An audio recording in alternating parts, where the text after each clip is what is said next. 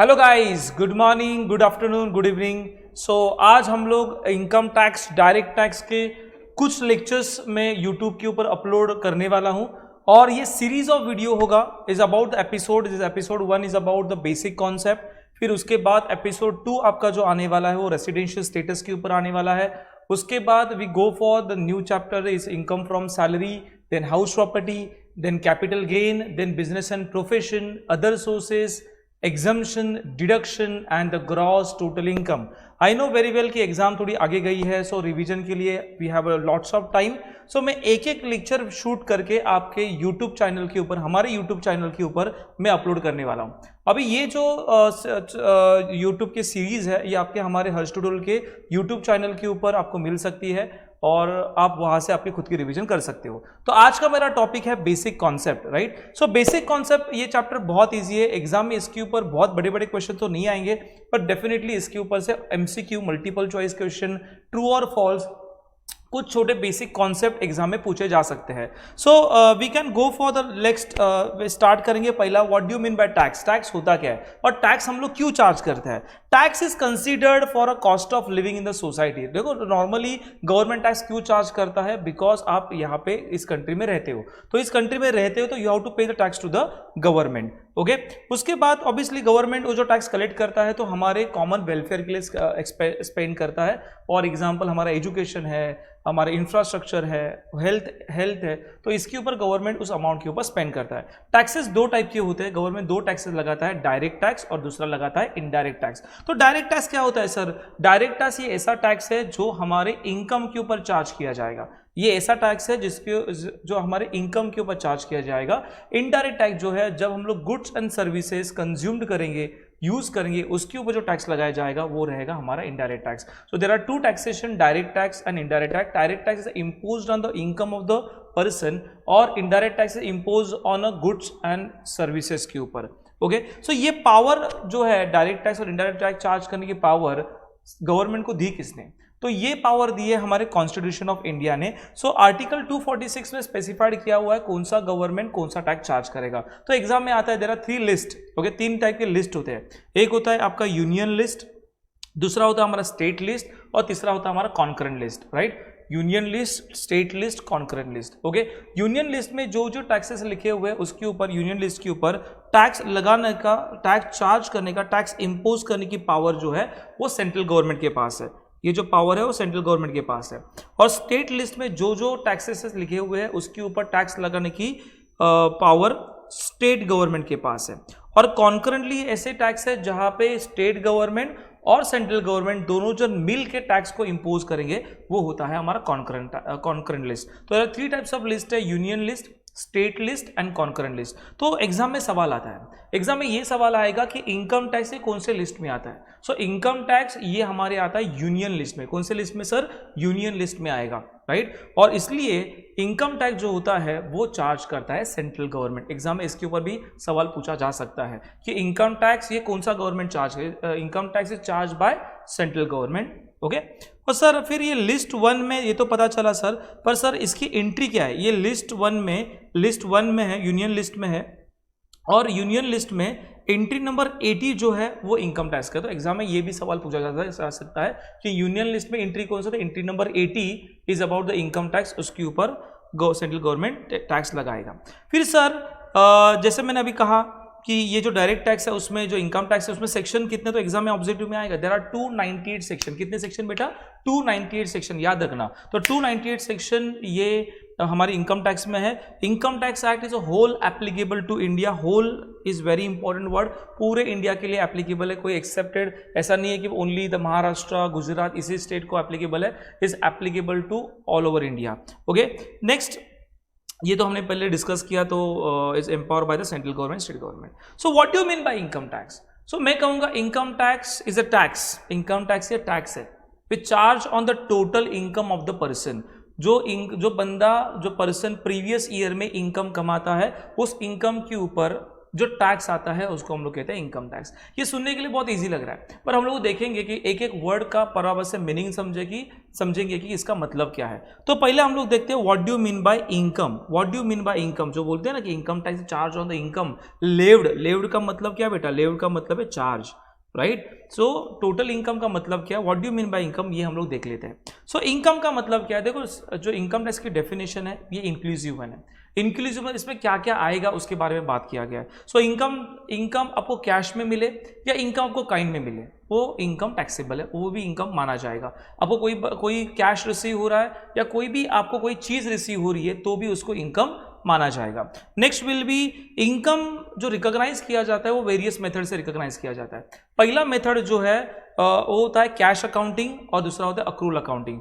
Income from salary, income from house property and income from capital gain, ये 3 head of income के लिए आपको कोई भी दिक्कत नहीं, आपको ये देखने की जरूरत नहीं है कि कौन से अकाउंटिंग मेथड आपको फॉलो किया जाएगा। इस accounting method is irrelevant.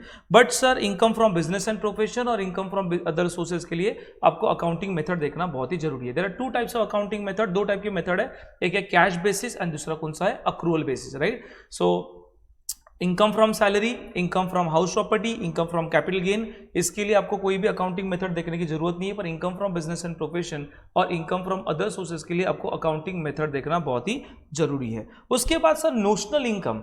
Okay, notional income मतलब आप खुद के गुड्स खुद को बेच रहे हो, एक डिपार्टमेंट से दूसरे डिपार्टमेंट में गुड्स ट्रांसफर कर रहे हो तो वो नोशनल इनकम हो जाएगा। तो नोशनल इनकम के ऊपर कोई भी टैक्स नहीं आएगा। फॉर एग्जांपल कोई समझो, फॉर एग्जांपल गोल्ड ड्रिंक है, वो गोल्ड ड्रिंक हमने परचेस किया 20,000 में और यही गोल्ड ड्रिंक की प्राइस राइट ना हो गई 20 से 35,000। सो 15,000 से आपका जो गोल्ड की प्राइस है बढ़ गई, इसका मतलब 15,000 आपको इनकम हुआ, पर वो इनकम का कौन सा माना जाएगा, नोशनल इनकम माना जाएगा। उस नोशनल इनकम के ऊपर कभी भी टैक्स नहीं आएगा।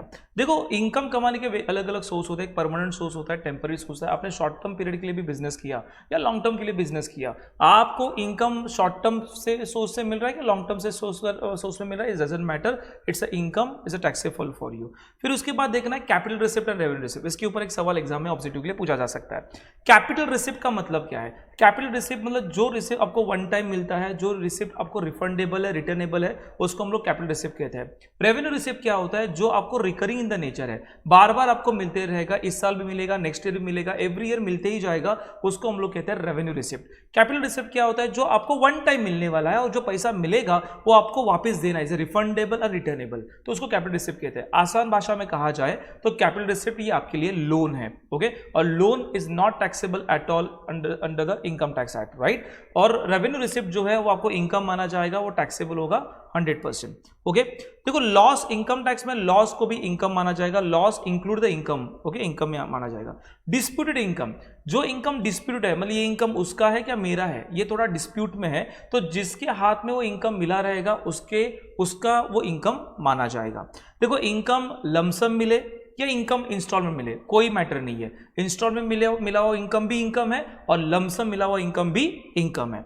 रीइंबर्समेंट, देखो रीइंबर्समेंट का मतलब है कि फॉर एग्जांपल कोई कंपनी में आप काम कर रहे हो और समझो एक कंपनी के काम के लिए आप बाहर जा रहे हो और वहाँ पे आपका जो ट्रैवलिंग का खर्चा है वो 200 रुपया हो गया और ये 200 रुपया आपने कंपनी के लिए वाउचर लगा दिया, कंपनी के लिए बिल लगा दिया और कंपनी ने आपको 200 रुपया रिटर्न दे दिया। जो कंपनी ने आपको 200 रुपया रिटर्न दिया उसको हम लोग कहते हैं reimbursement, and reimbursement is not taxable at all, okay. तो उसके बाद लीगलिटी, देखो इनकम लीगल है क्या इलीगल है, डजंट मैटर, लीगल इनकम के ऊपर भी टैक्स आता है, इलीगल इनकम के ऊपर टैक्स आता है। There is a no any definition about the legality of the income under the income tax act, okay. उसके बाद डबल टैक्सेशन क्या है सर, डबल टैक्सेशन का मतलब होता है एक इनकम के ऊपर गवर्नमेंट डबल टैक्स नहीं लगाएगा। डबल टैक्स मतलब क्या, एक इनकम के ऊपर एक बार टैक्स लगाएगा, उसी इनकम के ऊपर बार बार टैक्स नहीं आएगा। For example sir, for example समझो आप HUF आपकी हिंदू अनडिवाइडेड फैमिली है और HUF का बिजनेस है आपका, और उस बिजनेस के ऊपर HUF ने उस प्रॉफिट के ऊपर गवर्नमेंट को टैक्स दे दिया और उस प्रॉफिट का कुछ शेयर आपके कर्ता और को पार्षनिस्ट को रिसीव हो रहा है। तो कर्ता एंड को पार्षनिस्ट को जो शेयर ऑफ प्रॉफिट मिलेगा HUF से वो एग्जिम्प्ट है। क्यों एग्जिम्प्ट है, बिकॉज HUF ने उसके ऊपर ऑलरेडी टैक्स पे किया है। और एग्जाम्पल देता हूं, फॉर एग्जाम्पल पार्टनरशिप फर्म है, तो पार्टनरशिप फर्म में पार्टनर्स होते हैं, तो पार्टनरशिप फर्म जो बिजनेस करेगा, बिजनेस में जो प्रॉफिट कमाएगा, उस प्रॉफिट के ऊपर पार्टनरशिप फर्म गवर्नमेंट को टैक्स पे करेगा, और वही शेयर ऑफ प्रॉफिट जब पार्टनर्स को मिलेगा तो शेयर ऑफ प्रॉफिट पार्टनर्स के हाथ में टैक्सेबल नहीं होगा, बिकॉज उस इनकम के ऊपर उस प्रॉफिट के ऊपर ऑलरेडी पार्टनरशिप फर्म ने उसके ऊपर टैक्स पे किया है। ओके, उसके बाद होता है pin income. What do you mean by the pin income? Pin income क्या होता है? For example, pin income is small money. For example husband and wife है, ओके, और हस्बैंड वाइफ को 5,000 घर के खर्चे के लिए दे रहा है, सो 5,000 जो उसको मिल रहा है ना, उसको कहते हैं pin income. The pin income is not taxable in the hands of the wife, okay, उसको पीन इनकम कहते हैं। पर पीन इनकम बचा बचा के उस वाइफ ने कहाँ पे एफडी कर दिया, और उस एफडी से मिलने वाला इंटरेस्ट, पीन इनकम उसने इन्वेस्ट कर दिया, और इस पीन इनकम के ऊपर मिलने वाला इंटरेस्ट ये आपके लिए इनकम बन जाएगा, उस वाइफ के लिए इनकम बन जाएगा। क्लियर बेटा? So pin income is not taxable but is not income, but pin income से जो आप इन्वेस्टमेंट करके जो आप इंटरेस्ट कमाओगे, जो आप इनकम कमाओगे, वो आपके लिए इनकम बन जाएगा। अवार्ड, अवार्ड के बारे में देखा जाए कि आप कोई भी बिजनेस कर रहे हो और बिजनेस से, जो बिजनेस एंड प्रोफेशन से जो आपको अवार्ड मिलने वाला है वो आपका टैक्सेबल इनकम है, is taxable as a business income माना जाएगा। फॉर एग्जाम्पल कोई डॉक्टर है और डॉक्टर को कोई भी गिफ्ट या कोई भी अवार्ड रिसीव हो रहा है उनके ही उसके प्रोफेशन के रिलेटेड, तो वो इनकम होगा, income from business and profession. For example sir, for example कोई अवार्ड रिसीव हुआ related to this profession is taxable in the head of income from business and profession. पर उसके प्रोफेशन के related कोई भी इनकम अवार्ड नहीं receive हो रहा है, टैक्सेबल होगा इनकम फ्रॉम अदर सोर्सेज में। Okay, what do you mean by embezzlement? Embezzlement का मतलब होता है चोरी। ओके, कि कोई भी आपने चोरी की, भले वो आपने चोरी की है पर वो आपके लिए वो इनकम है, तो इनकम इज टैक्सेबल इनकम, ये काउंट किया जाएगा, भले वो चोरी का है तो भी उसको इनकम माना जाएगा। उसके बाद कॉन्टिंजेंट इनकम। कॉन्टिंजेंट इनकम का मतलब है एंटीसिपेटेड इनकम। एंटीसिपेटेड इनकम का मतलब है कि आप कोई भी इनकम एंटीसिपेट करके, एंटीसिपेटेड इनकम में इनकम नहीं हो सकता। For example sir, for example मेरे पास समझो 1000 क्वांटिटी के गुड्स है और वो अभी तक मैंने बेचे नहीं हो, बेचने वाला हूँ, राइट? बेचा नहीं सर, बेचने वाला हूँ। जब भी आप बेचोगे ना तभी आपको रियलाइज प्रॉफिट होगा, वही इनकम टैक्सेबल है, पर एंटीसिपेटेड इनकम ही आपके लिए इनकम नहीं है। Is it clear guys? So हमने देखा कि इनकम क्या क्या होता है, कि इनकम क्या क्या नहीं होता। सो आपको इनकम कैश में मिले, काइन में मिले, ये आपका इनकम है। इनकम कौन से भी मेथड से आप रिकॉग्नाइज कर सकते हो, कैश और accrual. But sir income from salary, income from house property और इनकम फ्रॉम कैपिटल गेन में कोई भी मेथड नहीं है। Income from business and profession, income from capital gain के लिए मेथड है। उसके बाद नोशनल इनकम जो होगा, इसके ऊपर कोई भी इसको इनकम माना नहीं जाएगा। आप कौन से भी सोर्स से इनकम कमाओ, टेम्पररी, परमानेंट, वो आपके लिए इनकम रहेगा। इनकम कैपिटल रिसिप्ट नहीं हो सकता, रेवेन्यू से रिसिप्ट भी आपका इनकम हो सकता है। लॉस को भी इनकम माना जाता है। डिस्प्यूटेड इनकम भी इनकम होता है, जिसके हाथ में वो इनकम मिलता है वो वहां पे टैक्सेबल होता है। लमसम, इंस्टॉलमेंट कोई भी डिफरेंस नहीं है, लमसम भी मिल रहा है या इंस्टॉलमेंट मिल रहा है, वो आपके लिए इनकम है। इनकम लीगल भी हो सकता है, इनकम इलीगल भी हो सकता है, बट इनकम के ऊपर डबल टैक्सेशन नहीं आएगा। एग्जांपल मैंने HUF, share of HUF and share of profit of partners, ये मैंने आपके साथ डिस्कस किया। पीन इनकम, ये इनकम नहीं है, पर पीन इनकम से कोई भी आप इन्वेस्टमेंट कर रहे हो उसके ऊपर मिलने वाला इनकम, ये आपका इनकम है। अवार्ड, यस, ये आपका इनकम है। इफ आपके बिजनेस एंड प्रोफेशन से मिल रहा है तो आपका बिजनेस इनकम हो गया, और ये समझो बिजनेस एंड प्रोफेशन नहीं मिल रहा है तो इनकम फ्रॉम अदर सोर्स में हो गया। इम्बिजलमेंट, कोई भी आप चोरी कर रहे हो, कोई भी घोटाले कर रहे हो और उससे मिलने वाला पैसा, वो भी आपके लिए क्या है, इनकम है। कॉन्टिंजेंट इनकम, कॉन्टिंजेंट इनकम का मतलब होता है एंटीसिपेटेड इनकम, तो एंटीसिपेटेड इनकम ये आपका इनकम नहीं है। Is it clear guys? देखो इसके ऊपर कोई सवाल तो एग्जाम में नहीं आएगा, पर इसके ऊपर MCQs they can ask, okay, knowledge purpose के लिए आपको याद रखना है। उसके बाद देखना है person. There are total 8 person in income tax act. देखो मैंने डेफिनेशन पहले ही बोला था, the income tax is tax charge on the income of the total charge of the income of the person, right? उस पर्सन के income के ऊपर टैक्स चार्ज किया जाता है। तो मुझे देखना चाहिए what do mean by person, person कितने होते हैं? Total there are 8 person. पहला होता है इंडिविजुअल। कौन होता है रे? इंडिविजुअल। तो who is the individual? Individual person मतलब नेचुरल पर्सन, ह्यूमन बींग्स जो हम लोग हैं, right? Mr A, Mr B, Mr C, Mrs A, Mrs B, Mrs C, तो ये जो है वो सारे नेचुरल पर्सन है, राइट? सो नेचुरल पर्सन को हम लोग कहते हैं इंडिविजुअल पर्सन। क्या बोला मैंने? नेचुरल पर्सन के ऊपर, नेचुरल पर्सन को हम लोग कहते हैं इंडिविजुअल पर्सन। उसके बाद सेकंड कैटेगरी आता है HUF. HUF stand for Hindu undivided family. उसमें मेन पर्सन होता है कर्ता, बाकी सारे मेंबर्स होते हैं को-पार्सिनस। सो ये एक साथ आएंगे, उसको हम लोग कहते हैं एचयूएफ। ओके, तीसरी कैटेगरी है कंपनी। सो कंपनी आइडेंटिफाई करना बहुत ईजी होता है, लास्ट एंड में लिमिटेड लिखा रहेगा, LTD, limited. There are 2 types of company, private है, पब्लिक है, इंडियन है, डोमेस्टिक है, फॉरेन है। क्लियर? सो आपके एग्जाम में याद रखने से लास्ट एंड में देखना लिमिटेड, लिमिटेड आ गया मतलब कौन से क्या हो गई, कंपनी हो गई। फिर उसके बाद फर्म। सर फर्म मतलब देर आर टू और more person come together for specific objective, okay, और वो बिजनेस करते हैं, उसको हम लोग फर्म कहते हैं। फर्म में पार्टनर्स होते हैं सर, ओके, 2 से ज़्यादा पार्टनर्स रहने चाहिए, एक पार्टनर नहीं होता, मिनिमम 2 पार्टनर इज नीडेड। सो यहाँ पे फर्म में आपका limited liability partnership and unlimited liability partnership दोनों भी यहाँ पे कवर हुआ है। उसके बाद association of person. So association of person का मतलब क्या है? एसोसिएशन ऑफ पर्सन मतलब ग्रुप ऑफ पर्सन। देखो एसोसिएशन ऑफ पर्सन और बॉडी ऑफ इंडिविजुअल, ये 2 पॉइंट में ही मैक्सिमम पब्लिक कंफ्यूज होता है, तो उसका मैं एग्जांपल देके आपके साथ डिस्कस कर रहा हूँ। देखो एसोसिएशन ऑफ पर्सन का मतलब क्या है? फॉर एग्जांपल कोई एक स्पेसिफिक प्रोजेक्ट करना है, एक स्पेसिफिक प्रोजेक्ट करना है, और इस स्पेसिफिक प्रोजेक्ट के लिए आई नीडेड 500 करोड़, तो ये मेरे पास पैसा नहीं है, एक इंडिविजुअल पर्सन है मिस्टर ए, ओके। तो यहाँ पे ये प्रोजेक्ट कंप्लीट करने के लिए यहाँ पे मिस्टर ए आया, फिर उसके बाद एक HUF भी इंटरेस्टेड है, और यहाँ पे एक कंपनी भी इंटरेस्टेड है, राइट। तो मिस्टर ए, HUF, कंपनी, ये तीनों जन मिलकर इस प्रोजेक्ट को कंप्लीट करेंगे। ये जो प्रोजेक्ट कंप्लीट होने के बाद जो भी प्रॉफिट होगा ये दोनों जन शेयर करेंगे, और प्रोजेक्ट को ये पार्टनर्स नहीं है, जैसे प्रोजेक्ट खत्म हो गया ये अलग, ये सब जगह अलग अलग जाने वाले, राइट। सो ये जो प्रोजेक्ट खत्म होने तक ये जो तीनों जन एक साथ आ रहे हैं, तो इसको हम लोग कहेंगे एसोसिएशन ऑफ पर्सन। क्या कहेंगे बेटा? Association of person. Association of person identify करना बहुत इजी होता है। एसोसिएशन ऑफ पर्सन में यहाँ पे ग्रुप ऑफ पर्सन होता है, यहाँ पे इस ग्रुप में अलग अलग पर्सन हो सकते हैं, इंडिविजुअल, HUF, कंपनी, या सारे। देखो ऐसे भी एग्जाम में आ रहा है, 3 HUF है और 3 HUF एक साथ आके एक बिजनेस कर रहे हैं या थोड़ा सा प्रोजेक्ट के लिए काम कर रहे हैं, तो इसको भी हम मैं कहूंगा एसोसिएशन ऑफ पर्सन। या मैं बोल सकता हूं A limited, B limited, C limited, से 3 कंपनी है, वो 3 कंपनी एक साथ आके प्रोजेक्ट के ऊपर काम कर रहे हैं, उसको ही मैं कहूंगा association of person. And what do you mean by body of individual? Body of individual क्या होता है? Is a group of individual.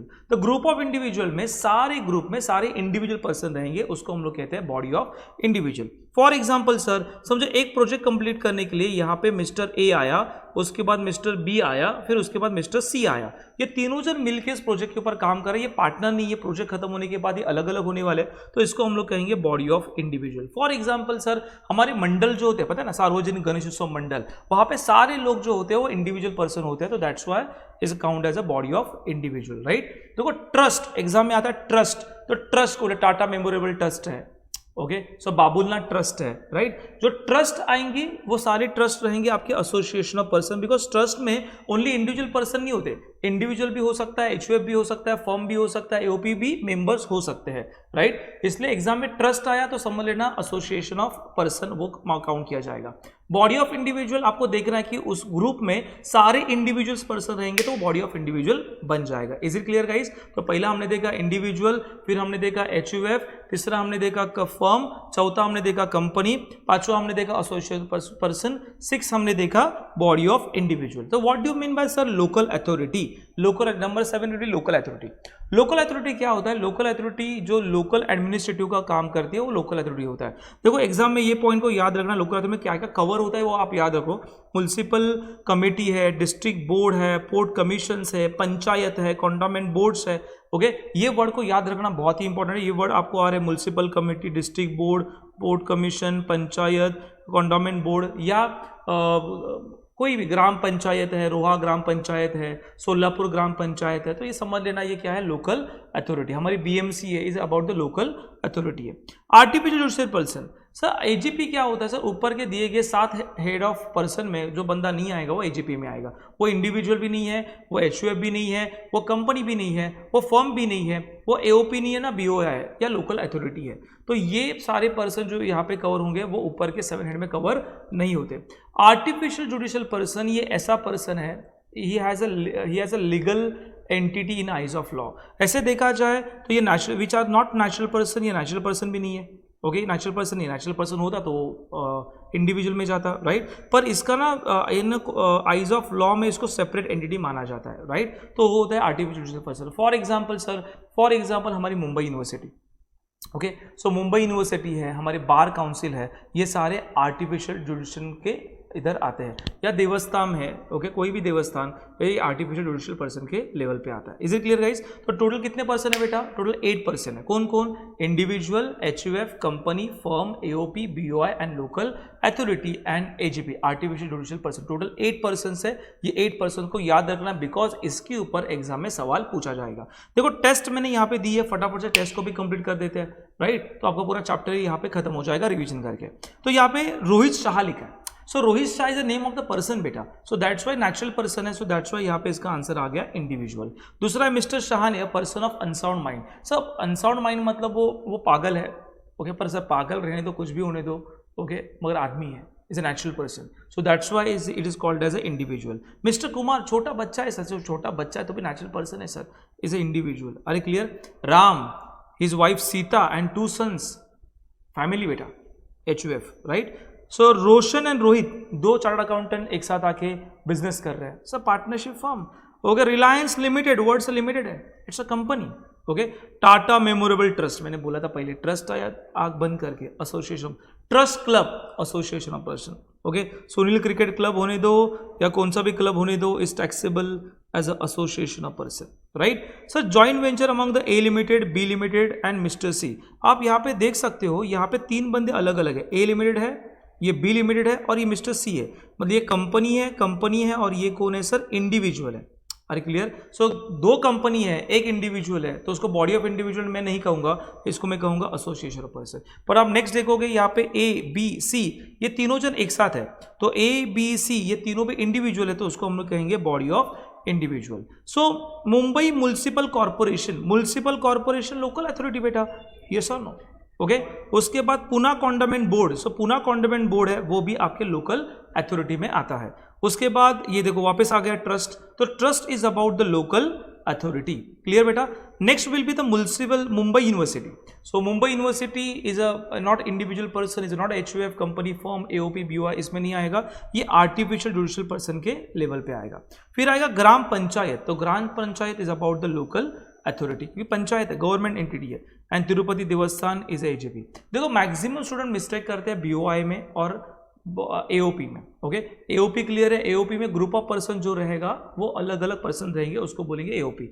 Body of individual देखते समय सारे ग्रुप ऑफ पर्सन में इंडिविजुअली होनी चाहिए, तो बॉडी ऑफ इंडिविजुअल आ जाएगा, क्लियर? एजीपी में नॉर्मली यूनिवर्सिटीज, देवस्थान, ओके, बार काउंसिल, ये सारे हमारे आर्टिफिशियल जुडिशियल पर्सन में आ जाते हैं। So AOP clear, BOI clear, AGP clear. Individual ढूंढना बहुत इजी है, एचयूएफ भी बहुत इजी है, फॉर्म भी बहुत इजी है, कंपनी भी बहुत इजी है। तो इसके ऊपर एग्जाम में एमसीक्यूज या कोई छोटा सा क्वेश्चन एग्जाम में पूछा जा सकता है। देन आपका आएगा कि सर इनकम टैक्स आप सीख रहे हो तो आपको पता होना चाहिए what do mean bye previous year. Previous year होता क्या है सर?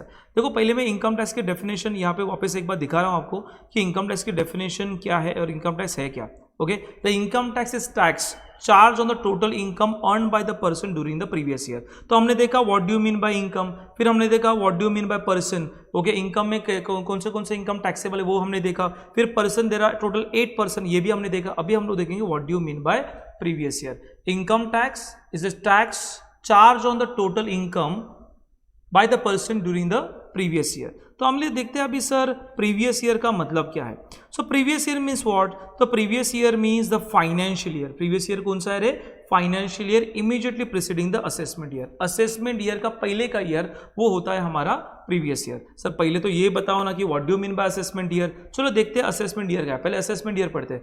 पर sir assessment year means the period of 12 months commencing from the first day of April। Sir what do you mean bye assessment? तो पहले हम लोग देखते हैं what do you mean bye assessment. और असेसमेंट का मतलब क्या? Assessment is the process of computation of total income of the assessee. मतलब सर जब भी आपको असेसी पता चलेगा तभी आपको असेसमेंट पता चलेगा, जब भी आपको असेसमेंट पता चलेगा तभी आपको असेसमेंट ईयर पता चलेगा, और जब भी आपको असेसमेंट ईयर पता चलेगा तभी आपको प्रीवियस ईयर पता चलेगा। सो हम लोग जाते हैं पहले असेसी के पास। तो हु इज असेसी? असेसी कौन होता है? Assessee means a person by whom any taxes और any sum of money payable under the income tax act 1961। So assessee मतलब ऐसा बंदा जो इनकम टैक्स के एक्ट में टैक्स पे करेगा, उस बंदे को हम लोग क्या कहेंगे? असेसी कहेंगे, जिसका इनकम है और उस इनकम के ऊपर भले वो 0% टैक्स पे कर रहा है, भले वो 0% टैक्स पे कर रहा है, पर टैक्स पे कर रहा है तो उसको हम लोग कहेंगे असेसी। जो टैक्स पेयर होता है उसको हम लोग क्या कहते हैं? असेसी। जो टैक्स पे करता है उसको हम लोग क्या कहते हैं? Assessee. Assessee is means a person by whom any taxes और any sum of money payable under the income tax act 1961। So फिर हम लोग देखते हैं तो ये पता चला असेसी मतलब कौन? जो टैक्स पेयर है, सिंपल भाषा में। ओके, जो टैक्स पे करता है उसको हम लोग असेसी कहते हैं। उसके बाद sir what do mean bye assessment? Assessment एक टाइप की प्रोसेस है। इस प्रोसेस में हम लोग क्या करेंगे? टोटल इनकम पहले कंप्यूट करेंगे, टोटल इनकम और losses both of the assessee. जो असेसी है उसका इनकम और लॉस को कंप्यूट करेंगे, उसकी टोटल टैक्स लायबिलिटी को फाइंड आउट करेंगे और total tax liability find out करके टोटल इनकम के ऊपर, एंड देन हम लोग डिसाइड करेंगे कि उसको टैक्स भरना है कि उसको टैक्स रिफंड आएगा। सिंपल है सर। असेसमेंट एक प्रोसेस है, 3 स्टेप से करेंगे। पहला, उस असेसी का टोटल इनकम कंप्यूट करो, फिर वो टोटल इनकम कंप्यूट करने के बाद उस टोटल इनकम के ऊपर टैक्स लगाओ। एक तो टैक्स लायबिलिटी आएगा, यस और नो, मतलब टैक्स आएगा कि नहीं आएगा उस पर पता चलेगा। स्टेप नंबर 3 में आपको पता चलेगा कि आपको टैक्स भरना है कि टैक्स रिफंड लाना है। तो देयर आर 3 स्टेप, 3 प्रोसेस। पहला प्रोसेस है इनकम को कंप्यूट करना, दूसरा प्रोसेस है टैक्स लायबिलिटी को कंप्यूट करना, तीसरा प्रोसेस है एक तो टैक्स भरना है अदरवाइज रिफंड पाना है। अरे क्लियर बेटा? अभी जिस साल में आप वो असेसमेंट करते हो, जिस साल में आप असेसमेंट करते हो उस साल को हम लोग कहते हैं assessment year. For example sir, for example समझो आपने इनकम कमाया 2021-22 में, ओके, और 2022-23 में वो आप इनकम कंप्यूट करोगे। मतलब 2021-22 में इनकम आप अर्न करने वाले हो, कमाने वाले हो, और इसका सारा कैलकुलेशन जो है कि 2021-22 में आपने कितना इनकम कमाया, उसके ऊपर कितना टैक्स आएगा। ओके, ये हमने जिस साल में किया, जिस साल में हमने इनकम कंप्यूट किया, जिस साल में इनकम हमने टैक्स लायबिलिटी फाइंड आउट किया, ओके, जिस साल में हमने टैक्स भरा उस साल को हम लोग कहते हैं असेसमेंट ईयर। ओके, और असेसमेंट ईयर, अरे इसको हम लोग असेसमेंट ईयर कहते हैं। जिस साल में असेसमेंट होता है उस साल को हम लोग असेसमेंट ईयर कहते हैं। ओके, और हमारा करंट असेसमेंट ईयर है 2022-23, बाद में आऊंगा। पर इतना याद रखना, असेसमेंट ईयर हमेशा कितने मंथ का होता है सर? असेसमेंट हमेशा ये कितने मंथ का होता है? 12 मंथ का होता है। एग्जाम में ऑब्जेक्टिवली आएगा। असेसमेंट ईयर कितने पीरियड का होता है? तो असेसमेंट ईयर होता है हमेशा 12 मंथ का, and started from every year first day of April से। 1 अप्रैल से स्टार्ट होगा, एंड भी 31 मार्च, और कितने मंथ का होगा सर? 12 मंथ्स का होगा। क्लियर बेटा? चलो फिर हम लोग देखते हैं what do you mean by the previous year. So previous year means financial year immediately preceding the assessment year. Okay, so previous year कौन सा ईयर है sir? Previous year financial year है immediately preceding the assessment year. देखो, assessment year के पहले का year, preceding उसके पहले का ईयर, अगोदरचा वर्ष, राइट, उसको हम लोग कहते हैं प्रीवियस ईयर। तो ना एग्जाम में याद रखना, प्रीवियस ईयर मतलब क्या? Previous year is a financial year. Okay, जिस साल में हम लोग इनकम को अर्न करते हैं उस साल को हम लोग प्रीवियस ईयर कहते हैं। जिस साल में इनकम को अर्न करते हैं उस साल को हम लोग क्या कहते हैं? प्रीवियस ईयर कहते हैं। तो हमारा करंट प्रीवियस ईयर कौन सा है? एग्जाम में ऑब्जेक्टिवली आ सकता है। तो याद रखना, असेसमेंट ईयर ढूंढने का, फिर उसके बाद प्रीवियस ईयर आएगा। असेसमेंट ईयर कौन सा है? आपका एकेडमिक ईयर कौन सा है? बोलो। तो आपका एकेडमिक ईयर है 2022-23। अब जो वीडियो देख रहे हैं बंदे, समझो आपका असेसमेंट ईयर चेंज हुआ रहेगा, आपका एकेडमिक ईयर रहेगा 2023-24, तो आपका असेसमेंट ईयर होगा 2023-24। जो बंदे इस साल के लिए वीडियो देख रहे हैं उसका एकेडमिक ईयर क्या है? 22-23, तो वही आपका एकेडमिक ईयर आपके लिए बन जाएगा असेसमेंट ईयर। याद रखना, आपका academic year, student point of view से मैं बोल रहा हूँ, मैं स्टूडेंट पॉइंट ऑफ व्यू से बोल रहा हूँ, जो आपका एकेडमिक ईयर होता है वही हमारा असेसमेंट ईयर होता है। जो बंदे जब भी वीडियो देखोगे, इतना याद रखना, खुद को सवाल पूछने का, मेरा एकेडमिक ईयर कौन सा है। इफ आपका एकेडमिक ईयर 2022-23 है तो आपका असेसमेंट ईयर रहेगा 2022-23। उसके पहले का ईयर, प्रीसीडिंग ईयर, आपका प्रीवियस ईयर होगा, और previous start from 2021-22। Clear? So previous year जो होगा आपके लिए फिलहाल 21-22 है, और करंट असेसमेंट ईयर है 2023-23। सर एग्जाम में एक सवाल आता है कि आपका प्रीवियस ईयर ये 12 महीने के नीचे हो सकता है क्या? तो यस, हो सकता है। कौन सा बिजनेस का हो सकता है? जो बिजनेस न्यूली स्टार्टअप है, जिस बिजनेस ने इसी साल बिजनेस को स्टार्ट किया है, उसका प्रीवियस ईयर ये शॉर्टर देन 12 मंथ्स हो सकता है। बट सब्सिक्वेंट ईयर में ये प्रीवियस ईयर हमेशा 12 महीने का रहेगा। असेसमेंट ईयर तो 12 महीने का होगा ही होगा, उसमें कोई चेंजेस नहीं है सर। पर प्रीवियस ईयर शॉर्टर हो सकता है, कभी हो सकता है, when your business started during that year. समझो कोई बंदा है, उसने बिजनेस स्टार्ट किया अगस्त में। कभी स्टार्ट किया बेटा? अगस्त में। सो अगस्त, सितंबर, अक्टूबर, नवंबर, दिसंबर, जनवरी, फरवरी, मार्च, तो उसके लिए 8 मंथ्स का ये प्रीवियस ईयर होगा पहले साल के लिए। हेलो, क्योंकि बिजनेस ही 1 अगस्त को चालू किया, हाँ 1 अप्रैल को चालू किया तो 12 मंथ्स का हो गया। अरे क्लियर बेटा? सो 12 मंथ्स ये तो असेसमेंट ईयर रहेगा, आपका जो प्रीवियस ईयर है वो शॉर्टर देन 12 मंथ्स हो सकता है। ओके, एग्जाम में ऑब्जेक्टिव ले आ सकता है, इसलिए मैं बोल रहा हूँ। क्लियर बेटा? सो इस तरीके से आपका बेसिक कॉन्सेप्ट यहाँ पे खत्म हो रहा है। आपको इसमें क्या क्या लर्न करना है एक बार वापस एक बार गो थ्रू करता हूँ, फास्ट गो थ्रू करता हूँ। ये देखो, ये पीडीएफ जो रहेगा हमारे जो डिस्क्रिप्शन बॉक्स है, नीचे जो डिस्क्रिप्शन बॉक्स है वहाँ पे हम लोग लिंक देंगे, उस लिंक से आप इस पीडीएफ को डाउनलोड कर सकते हो। ऐसे ही आपको फ्री वीडियोस आपको देखने हैं तो हर्ष ट्यूटोरियल का जो यूट्यूब चैनल है वो आप सब्सक्राइब करो, तो वहाँ पे आपको नोटिफिकेशन भी मिलेंगे। और हमारा हर्ष ट्यूटोरियल का टेलीग्राम चैनल है, उसका भी लिंक मैंने इस डिस्क्रिप्शन में दिया है, तो वो भी वहाँ पे क्लिक करके टेलीग्राम चैनल ज्वाइन करना, तो वहाँ पे आपको डायरेक्टली पीडीएफ मिल जाएंगे और ये वीडियो भी, सीरीज ऑफ वीडियोस भी वहाँ पे मिल जाएगा। और आपको ये सारे वीडियोस एक ऐप में देखने हैं तो आपको हर्ष ट्यूटोरियल का ऐप भी डाउनलोड करना पड़ेगा, उसकी भी लिंक मैंने डिस्क्रिप्शन में दी है, वो लिंक आप डाउनलोड करो। ओके, वो लिंक से ऐप को डाउनलोड करो, हम लोग यहाँ पे आपको बैच में ऐड कर देंगे, तो ये सारे वीडियोस जो है उसमें मिल जाएंगे, एक ही तरीके से मिल जाएंगे, आपको कहाँ पे भी सर्च करने की जरूरत नहीं है। ओके, सो वापस एक बार बोल रहा हूँ, यहाँ पे लर्न क्या करना है, ये जो पीडीएफ है इज वेरी इंपॉर्टेंट पीडीएफ, इसमें सारे पॉइंट कवर हो रहे हैं, practical and MCQ both, right. So ये आप पीडीएफ एक बार रीड करोगे तो सारे एमसीक्यू का काम आपका खत्म हो जाएगा। ओके, सो हमने क्या देखा, what do mean by tax, tax दो टाइप के होते हैं, डायरेक्ट टैक्स, इनडायरेक्ट टैक्स। फिर आर्टिकल 246 देखा, आर्टिकल 246 में क्या लिखा है, आर्टिकल 246 में टोटल 3 लिस्ट दिया, union list, state list and कौन सा, कॉन्करेंट लिस्ट। अरे क्लियर बेटा? इनकम टैक्स कौन से लिस्ट में आता है, यूनियन लिस्ट में आता है, which is impose by the central government. फिर हमने देखा कि इनकम टैक्स में कितने सेक्शन है, 298 सेक्शन है, is applicable whole of India. फिर हमने देखा इनकम टैक्स का मतलब क्या, income tax is a tax charge on total income earn by the person during the previous year. फिर हमने देखा इनकम क्या क्या होता है, इनकम इन कैश में हो सकता है, काइंड में हो सकता है, मेथड इज इररिलेवेंट। ओके, किसके लिए मेथड इररिलेवेंट है, income from salary, house property, capital gain के लिए। कौन से लिए मेथड रिलेवेंट है, बिजनेस एंड प्रोफेशन और इनकम फ्रॉम अदर सोर्स के लिए। नोशनल इनकम आपका इनकम नहीं है, सोर्स टेम्पररी और परमानेंट कुछ भी हो सकता है। कैपिटल रेवेन्यू रिसिप्ट, ये दोनों भी capital receipt non taxable income नहीं है, रेवेन्यू रिसिप्ट भी आपका इनकम है। लॉस, नेगेटिव इनकम भी आपका इनकम काउंट किया जाएगा। डिस्प्यूटेड इनकम, ये आपका इनकम जिसके हाथ में मिलेगा उसके लिए इनकम है। इनकम लमसम भी हो सकता है, इंस्टॉलमेंट हो सकता है, रीइंबर्समेंट, ये आपका इनकम नहीं है। लीगलिटी कुछ भी नहीं है, डबल टैक्सेशन नहीं आएगा। पिन इनकम, ये आपका इनकम नहीं है, पर पिन इनकम से मिलने वाला इनकम आपका इनकम है। Is it clear guys? ऐसे छोटे छोटे पॉइंट्स है वो आप यहाँ से गो थ्रू कर सकते हो। पर्सन से आपने 8 पर्सन यहाँ पे हमने देखे, इसके ऊपर एक एग्जाम में क्वेश्चन आ सकता है, राइट। तो ये आपको गो थ्रू करना बहुत ही जरूरी है। ये सारी चीज़ें आप मैंने किया है, एक बार आप सारे वीडियोस देखो, ये नोट्स को बार बार देखो, फिर आपको थोड़ी सी क्लैरिटी आ सकती है। Okay, so thank you so much. मैं यहाँ पे स्टॉप करूंगा, नेक्स्ट वीडियो मेरा आने वाला है रेसिडेंशियल स्टेटस के ऊपर। ओके, चलो bye bye, take care and all the best for your exam.